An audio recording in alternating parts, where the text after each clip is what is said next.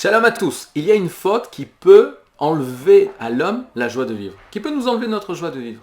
Quelle est cette faute-là? Cette faute-là s'appelle dans la Torah la faute de la terre. En effet, Akadosh Baruch Hu avait demandé à la terre de faire un arbre fruit qui donne des fruits. La terre a refusé. Elle a fait seulement un arbre qui donne des fruits. Qu'est-ce que ça veut dire un arbre fruit? Un arbre qui avait le goût, dans son écorce, le goût du fruit. Le Rav Kook dans Rosh Hashanah dit l'arbre représente les moyens, le fruit représente les buts. Qu'est-ce que ça veut dire? Que la terre a refusé de faire un arbre fruit. La terre a refusé de voir l'importance dans les moyens investis pour pouvoir atteindre le but. La valeur qu'elle donnait, la terre, c'est seulement au but, au résultat. Et tant que la terre n'était pas arrivée au résultat, c'est-à-dire au fruit, elle était triste. Et là, le Rav nous dit qu'il faut faire très attention. Nous ne sommes plus dans un monde de perfection. La perfection n'existe plus, n'est plus de ce monde. On est dans un monde d'un éternel perfectionnement. Et par conséquent, il faut savoir, si nous, dans notre vie personnelle, on veut atteindre un but, et tant qu'on n'a pas atteint ce but-là, nous sommes dans la tristesse, parce que le but, c'est le but, alors on risque de perdre notre joie de vivre.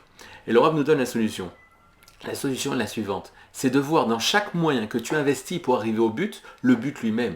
Et être heureux d'avoir fait un pas de plus vers ce but-là. Pourquoi? Parce que nous sommes dans un monde infini, de tout le temps plus, de tout le temps plus, de tout le temps plus. Pour pouvoir ajouter, c'est tous les moyens investis. Et chaque moyen a sa valeur et on doit être heureux des moyens investis qui tendent vers le but. Et je vous donne un exemple très simple. Tu prends un verre et tu le remplis à moitié. Et tu poses la question aux personnes, est-ce que ce verre est à moitié plein ou à moitié vide? Les optimistes diront à moitié plein. Les pessimistes à moitié vide. Mais en fait, les deux ont raison. Ou à moitié plein, à moitié vide. Mais lorsque tu vois que le verre, en fait, il est limité. Et lorsque tu le vois à moitié vide ou à moitié plein, tu dis en effet, c'est à moitié plein, à moitié vide, parce qu'il est à moitié. Mais ça, c'est le problème, parce que le verre est limité. Or, notre vie est illimitée. Notre vie est infinie.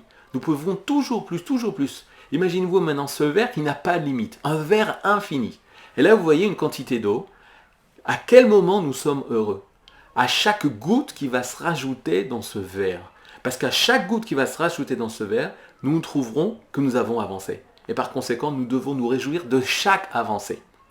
Notre inquiétude, c'est est-ce que nous faisons les moyens. Notre bonheur, c'est lorsque nous avons réalisé les moyens qui nous tendent vers le but, ça doit nous remplir de joie. Kol Tov.